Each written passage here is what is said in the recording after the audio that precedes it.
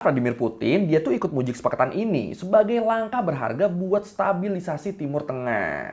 At the center of the deal, a staggering $300 billion in funding for Iran. Dan gara-gara ego Israel ini, hubungan Amerika sama Israel jadi retak parah deh. Ya, selama beberapa bulan terakhir, dunia kan bener-bener dibikin was-was ya setelah Amerika dan Israel ngelancarin serangan ke Iran. Yang ngebikin Iran ngerespon dengan nutup Selat Hormuz. Wah, udah tuh, kapal-kapal jadi nggak bisa lewat Selat Hormuz, sampai ngebikin salah satu jalur perdagangan terpenting di dunia ini hampir lumpuh total. Langsung tuh harga komoditas global kayak minyak jadi naik drastis. Dan setelah berbulan-bulan nggak nemuin titik tengah, belum lama ini tiba-tiba aja Amerika sama Iran ngumumin udah sepakat berdamai. Jelas ini berita besar banget dong, apalagi perundingan dua negara ini kan sempat alot banget kan. Tapi bukannya ikut happy ngeliat ini, ternyata ada nih satu entitas yang ngaku-ngaku negara yang malah uring-uringan, malah marah. Namanya tuh Israel. Bahkan perjanjian damai antara Amerika sama Iran ini tuh dikabarkan ngebikin hubungan antara Amerika sama Israel jadi renggang loh. Tapi emang apa aja sih isi kesepakatan damai ini dan kenapa malah bikin Israel bete? Yaudah kalau gitu langsung kita bahas kesepakatan damai Amerika-Iran. Kenapa ini malah bikin Israel nggak seneng dan kenapa Iran dianggap menang di perang ini? Di Learning by Google. Oh ya, ini sebelum kita mulai nih, kalau lu ngeliat kok tempatnya beda ya, ini gue terpaksa pindah ke sini. Soalnya di tempat yang biasa, pas kita mau mulai tiba-tiba mati lampu. Ya kan emang lagi digilir kan pemadamannya kan, nah lagi kebagian tuh. Pindah deh. Balik ke masalah Iran sama Amerika dan Israel, buat tahu background masalahnya, lu bisa tonton di video gue yang ini sama ini deh. Pokoknya intinya, Supreme Leader Iran, Ayatollah Ali Khamenei tewas bareng keluarganya di serangan yang dilakuin sama Amerika dan Israel di bulan Februari 2026. Di situ Iran marah, balas nyerang Israel, dan ya udah, perang deh kayak yang kita tahu sekarang. Nah sebenarnya Amerika sama Iran tuh udah sempat ngumumin gencatan senjata di tanggal 7 April 2026. Tapi di hari yang sama, Israel malah nyerang Lebanon kan. Nah di sini pihak Iran yang berharap gencatan senjata yang dilakuin secara menyeluruh, termasuk di Lebanon, akhirnya ngerasa gencatan senjata ini udah batal gara-gara kelakuan Israel. Dan akhirnya bukan yang mereda, yang ada konflik di Timur Tengah ini malah makin membesar. Ya, soal serangan Israel ke Lebanon ini udah sempat kita bahas juga sih di video yang ini. Mama marketing terus! The pattern is part of what is being called the Gazification of Lebanon, Israel using actions normalized by the Gaza genocide. Gazification extends to the ceasefire too. The Yellow Line, first introduced in Gaza, has now swallowed 60% of the territory. In Lebanon, the Yellow Line now includes nearly a fifth of the country. Both invisible lines keep expanding. Dan setelah berbulan-bulan panas, kalau menurut Al Jazeera dan BBC, di tanggal 17 Juni kemarin, tiba-tiba aja Amerika sama Iran sepakat buat damai. Lewat mediasi yang alot dari Pakistan dan Qatar, kedua negara ini akhirnya sepakat buat gencatan senjata. Donald Trump yang lagi ada di Perancis buat ikutan KTT G7, akhirnya langsung menandatangani dokumen MOU di Istana Versailles. Sementara di pihak Iran, kesepakatan ini ditandatangani sama Presiden Masoud Pezeshkian secara digital dari Tehran. Kok akhirnya mau damai? Jawabannya soalnya baik Iran maupun Amerika, mereka tuh lagi dapat tekanan besar. Di sisi Iran, kondisi dalam negeri mereka tuh emang lagi nggak baik-baik aja. Apalagi mereka juga masih dalam masa transisi pergantian Supreme Leader kan. Mana sempat ada berita yang bilang Supreme Leader yang baru juga jadi target serangan Israel Amerika kan. Terus di sisi Amerika, harga minyak dunia yang meroket ngebikin Amerika terpaksa naikin harga BBM. Hasilnya, inflasi di Amerika jadi naik dan mengakibatkan kepanikan ekonomi deh. Dan ya udah, karena sama-sama dalam kondisi yang nggak baik inilah, makanya akhirnya kedua pihak sepakat buat berdamai. Oh ya, ada satu fun fact menarik nih. Kalau menurut Al Jazeera, Presiden Perancis Emmanuel Macron, dia tuh sengaja ngundang Donald Trump buat makan malam di Istana Versailles. Soalnya Macron tahu Trump tuh nggak suka ikut meeting-meeting yang lama. Tapi kalau diundang jamuan mewah, apalagi di Istana Versailles, dia pasti nggak bakal nolak. Dan ya, sesuai prediksinya Macron, abis KTT G7, Trump nerima jamuan ini. Dan akhirnya di sanalah dokumen perdamaian ini diteken, ditandatanganin sama Donald Trump.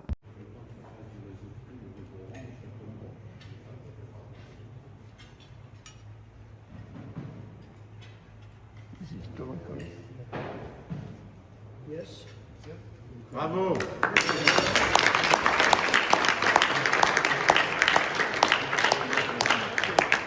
Kalau menurut berbagai sumber, kayak Al Jazeera, DW, sampai BBC disebut, perjanjian yang dikasih nama Islamabad MOU ini terdiri dari 14 poin kesepakatan pertukaran konsesi dari kedua belah pihak. Dan ini kita bahas satu-satu deh ya, biar kelihatan nih siapa yang cenderung jadi apa ya? Ya jadi dalam tanda kutip pemenang di perang ini. Siapa yang paling diuntungkan di sini?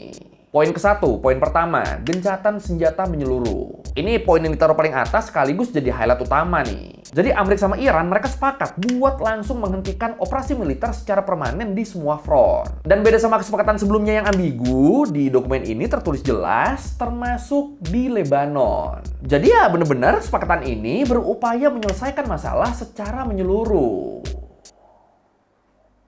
Mampus Israel. Kedua, Amerika dan Iran berjanji buat saling menghormati kedaulatan dan integritas wilayah masing-masing.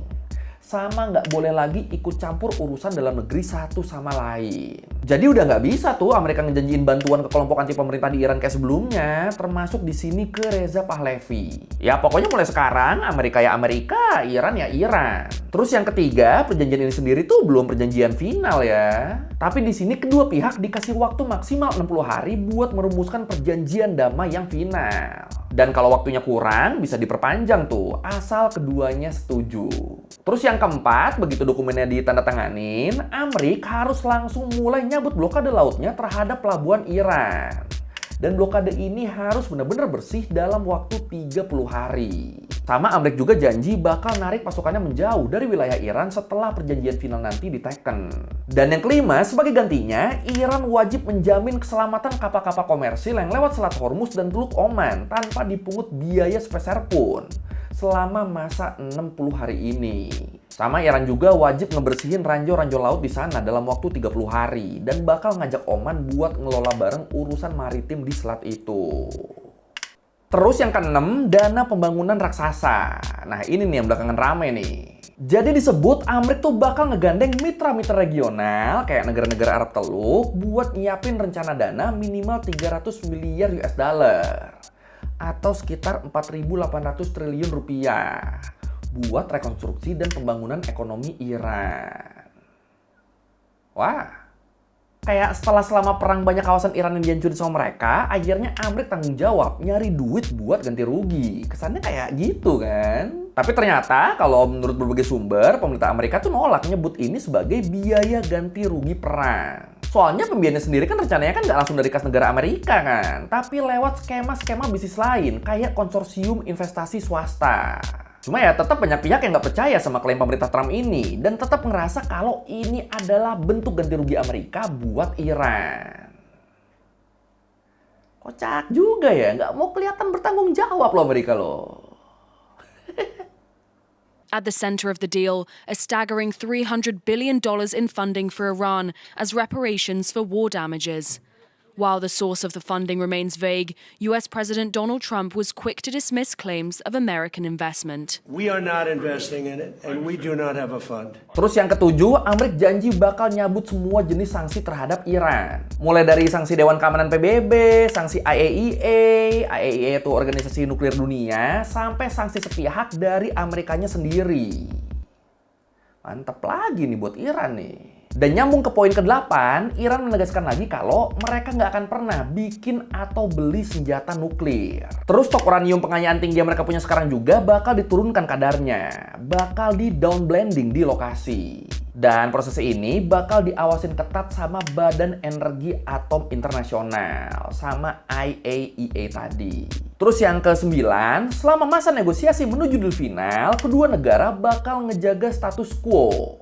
Mereka bakal mempertahankan kondisi saat ini. Atau berarti Iran harus tahan dulu program nuklirnya dan Amerika nggak boleh nambah sanksi baru atau ngirim pasukan tambahan ke Timur Tengah.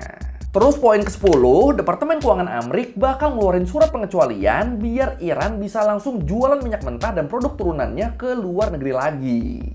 Lengkap sama izin buat transaksi bank dan asuransinya. Mantap lagi nih buat Iran nih. Terus 11, aset dan dana Iran yang selama ini dibekuin atau ditahan sama bank-bank luar negeri gara-gara sanksi, itu bakal bisa dipakai dan cairin sepenuhnya. Lagi aja nih Iran mantep nih. 12, Amerika sama Iran setuju buat ngebentuk mekanisme eksekutif. Terus yang ke-13, setelah poin-poin krusial kayak gencatan senjata, pembukaan selat, dan pembukaan sanksi mulai jalan, kedua pihak bakal fokus menegosiasikan sisa poin lainnya buat dimasukin ke kesepakatan final. Dan terakhir, 14, kalau perjanjian damai finalnya udah jadi, perjanjian itu bakal disahkan dan diikat secara hukum lewat resolusi Dewan Keamanan PBB. The plan also suggests major economic relief for Tehran. Not only would the US unfreeze billions of dollars in assets, it would lift core sanctions, crippling the Iranian economy since 1979.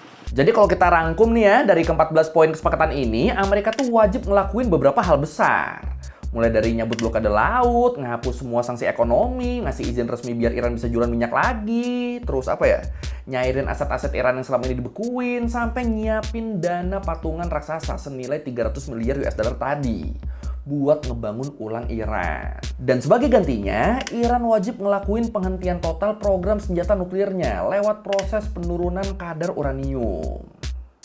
Terus mereka juga harus ngebuka dan ngebersihin ranjau di Selat Hormuz biar kapal dagang dunia bisa lewat gratis. Dan pastinya sama-sama komitmen buat ngelakuin gencatan senjata di semua wilayah konflik, termasuk di Lebanon. Dan ya sejujurnya ini kelihatan lebih untung di Iran gak sih? Yang paling krusial di Iran sih kalau menurut gue sih nuklirnya ya yang harus di downgrade. Sisanya untung semua itu. Dapat akses dagang minyak lagi, aset-asetnya bisa dicairin, sanksi juga dicabut, masih dapat investasi super gede pula. Wah udahlah, udah win. Makanya kalau menurut Foreign Affairs juga kan, mereka tuh nganggapnya Iran jadi pemenang di perang ini. Dan dari pemerintah Irannya juga, kalau menurut BBC, mereka ngeklaim jadi pemenang di perang ini. Tapi sumpah ini gue jadi inget prediksinya Profesor Chiang sih. Dia kan bilang kalau Amerika tuh kan berpotensi bakal kalah ya kalau sampai perang lawan Iran ya. Nah kalau kita ngelihat kondisi sekarang, ini bener gak sih jatuhnya prediksinya? Gimana kalau menurut lo? Silakan komen. Tambahan dikit, ngomong-ngomong soal Profesor Chiang, terkait MOU damai ini, Profesor Chiang bilang dia menghargai sikap Iran. Tapi dia bilang secara strategis, Iran tuh harusnya nggak nerima ajakan gencatan senjata ini. Soalnya kalau perangnya lanjut sampai 6 bulan lagi aja, itu Amerika Israel bakal kelar itu, bakal tamat. Menurut dia. Nah yang kocak nih, di saat Amerika dan Iran udah mulai anteng, udah mulai damai, malah ada yang sewot. Tahu dong siapa? Yoi, Israel. Ya, kayak yang gue bilang di awal tadi, Israel tuh kan emang lagi gencar-gencarnya nyerang Lebanon kan? Bahkan beberapa ahli ngerasa kalau serangan Israel ke Lebanon tuh tujuannya tuh udah bukan self-defense, tapi ada agenda terselubung buat nyaplok Lebanon Selatan. Di saat Israel lagi ada ambisi gini, tiba-tiba sekutu terdekat mereka, Amerika, malah bikin perjanjian damai sama Iran. Mana isinya maksa menghentikan semua konflik lagi kan, termasuk di Lebanon. Dan ya udah berpotensi gagal dari rencana mereka. Disebut kalau dari laporannya The Guardian, itu Netanyahu langsung mencak-mencak tuh. Israel ngerasa perjanjian ini tuh nggak masuk akal karena Iran nggak dihukum disuruh ngebongkar habis fasilitas nuklirnya. Sama Israel juga nolak mentah-mentah buat narik pasukannya dari Lebanon. Malah yang ada Menteri Pertahanan Israel, Israel Katz, dia malah ngeyel tuh dengan bilang militer Israel bakal tetap stay di Lebanon Selatan buat ngelanjutin perang. Lu, ngapa sih Is? Dan gara-gara ego Israel ini, hubungan Amerika sama Israel jadi retak parah deh. Presiden Trump yang butuh banget perang ini cepat kelar karena harga bensin di Amerika udah mulai kemahalan, dilaporkan ngamuk besar ke Netanyahu. Ya, kalau lu masih inget di video kita yang soal serangan Israel ke Lebanon, di situ kan kita udah ngebahas ya kalau Trump tuh sampai ngata-ngatain Netanyahu kan. Trump ngata-ngatain Netanyahu tuh kan sampai awal tahun ini tuh kan kayak apa ya, kayak terdengar mustahil kan. Sekarang kejadian nih, sebel-sebelan mereka. לבנון. אנחנו יצרנו שטח חיץ שם, שטח ביטחוני, אנחנו נשאר בו ככל הנדרש. איראן רצתה שאנחנו ניסוג משם, זה לא קרה. אתה יודע למה זה לא קרה? בין השאר, משום שעמדתי מאוד מאוד איתן. Dan gak cuma di Israel, di internal Amerika sendiri, kesepakatan ini juga tuh mancing kontroversi loh. Kubu Republikan jadi kebelah dua tuh. Ada yang respon positif, kayak Senator Tim Scott yang bilang kalau ini adalah kemenangan besar. Tapi banyak juga yang bingung, kayak ex-dubes PBB Nikki Haley yang nanya, untuk apa kita memberi Iran 300 miliar dolar untuk membangun ulang apa yang sudah kita hancurkan?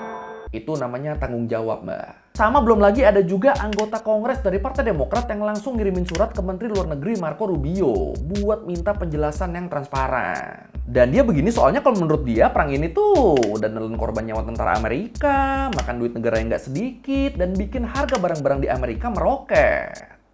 Kok tiba-tiba damai? Masa damai? Mana yang cenderung diuntungin malah Irannya lagi kan? Nggak terima tuh dia tuh. Tapi ya terlepas dari drama Israel dan politisi Amrik sih, respon dunia secara keseluruhan tuh bener-bener positif dan lega banget ya. Kenapa? Karena ya tadi Selat Hormuz kan akhirnya kan dibuka lagi kan. Ya kayak yang udah pernah gue jelasin, sekitar 20% pasokan minyak dunia tuh kan ngelewatin situ kan, ngelewatin selat itu kan. Makanya begitu MOU ini diteken, Reuters ngelaporin harga minyak mentah dunia langsung drop tuh, langsung turun tajam. Wakil Presiden Amrik jadi fans, dia bahkan nyebut kalau 12,5 juta barel minyak langsung sukses ngelewatin Selat Hormuz di hari pertama. Kapal-kapal tanker raksasa dari Arab Saudi sama kapal gas LNG dari Prancis yang tadinya ketahan, akhirnya mereka bisa berlayar lagi dengan tenang. Terus negara-negara dunia juga, kayak Cina, Rusia, Jepang, sampai negara-negara Eropa, mereka juga pada nyambut baik kesepakatan ini. Bahkan Presiden Rusia, Vladimir Putin, dia tuh ikut muji kesepakatan ini sebagai langkah berharga buat stabilisasi Timur Tengah. Terus kalau dari pemerintah Cina, mereka berharap kedua pihak bisa lanjut negosiasi secara pragmatis. Dan Perdana Menteri Pakistan, Shehbaz Sharif, yang jadi mediator utama juga, dia langsung dapat apresiasi besar dari dunia internasional atas usahanya. Apalagi di kita juga kan harga Pertamax tuh kan mulai naik kan. Dan ini kalau menurut pemerintah faktor utamanya tuh kan karena konflik di Timur Tengah kan. Gara-gara Selat Hormuz ditutup kan. Nah karena sekarang pasokannya udah mulai normal lagi kan. Selat Hormuz sudah dibuka. Ya berarti harga BBM bisa balik normal lagi dong. Iya dong. Ngarep dulu aja kita mah. Tapi kalau menurut tuh gimana nih? Apakah perjanjian ini bakal bertahan lama atau bakal ada yang recokin lagi terus jadi ribut lagi? Yang mana? Silakan komen. Tambahan dikit. Ini baru banget update nih pas gue lagi syuting video ini nih. Jadi nggak lama abis Amerika nyabut blokadenya, Iran kembali nutup Selat Hormuz. Dan keputusan ini diambil Iran gara-gara Israel nolak buat narik mundur pasukannya dari wilayah Lebanon. Bener kan jadi masalah kan? Ya soalnya kalau menurut Iran ini tuh merupakan bentuk pelanggaran dari MOU yang udah disepakati. Soalnya inget yang poin pertama tadi kan, gencatan senjata harus menyeluruh di semua front, termasuk di Lebanon. Dan menurut keterangan resminya, Garda Revolusi Iran bakal tetap nutup Selat Hormuz sampai semua poin kesepakatan damai tadi, khususnya terkait Lebanon, dipenuhi. Ya baru juga mau happy ya, udah bikin masalah aja nih si Israel nih. And we begin with breaking news. Iran says it has closed the Strait of Hormuz to shipping, citing a breach of commitments by the US and ongoing Israeli attacks in Lebanon. Ships had been passing through the strait since earlier this week after the US and Iran signed a memorandum of understanding. Tambahan dikit lagi, menariknya makin kesini Amerika Israel jadi makin tegang nih. Yang ngebikin jadi keluar tuh statement-statement ofensif satu sama lain. Kayak JD Vance, wapres Amrik, setelah Trump diserang mulu sama petinggi-petinggi Israel, dia langsung bilang, padahal Trump tuh adalah satu-satunya pemimpin dunia yang masih punya simpati ke Israel. Jadi kalau dia jadi petinggi Israel, ya dia pasti nggak akan begitu ya. Sama terus dia juga nambahin kalau dalam 3 bulan ini 2/3 persenjataan Israel tuh dibelinya tuh pakai duit pajak Amrik. Alah mati. The other thing that I would say is that over the last 3 months, 2/3 of the defensive weapons that have protected your homeland have been built by American hands and paid for by American tax dollars. Sama terus Trump kan sempat bilang kalau nggak ada Amrik nggak akan ada Israel. Dibalas sama dubes Amrik buat Israel. Dia bilang kalau nggak ada Israel, kalau nggak ada Yayasan Yahudi nggak akan ada Amerika. Nah lo, ribut. Without us, without the United States, there would be no Israel. Without me, there would be no Israel, because no other president was willing to do what I did. Without Israel, without the Jewish Foundation, there would not be an America. We owe our very existence. Tambahan lagi, update lagi nih. Cepet banget ya situasinya berubah ya. Jadi pas gue lagi ngedit video ini, naik berita-berita yang bilang perwakilan Iran udah cabut ninggalin negosiasi damai. Sebagai protes atas komentar Trump sebelumnya yang bilang Amrik bakal nyerang Iran lagi kalau Iran nggak bisa bikin Hizbullah berhenti bikin masalah. Alah. Jadi agak ragu bakal damai nih ya. Oke, sekian Lerdi Minggu kali ini tentang perjanjian damai Amerika Serikat dan Iran. Ini yang ditunggu-tunggu dunia nih, kecuali satu tadi tuh. Ya, kalau lo merevisi gue udah salah, atau lo mau nanya, atau lo mau nambah video, bisa komen, kita diskusi biasa. Sekali lagi, jangan lupa like, comment, subscribe. Bye.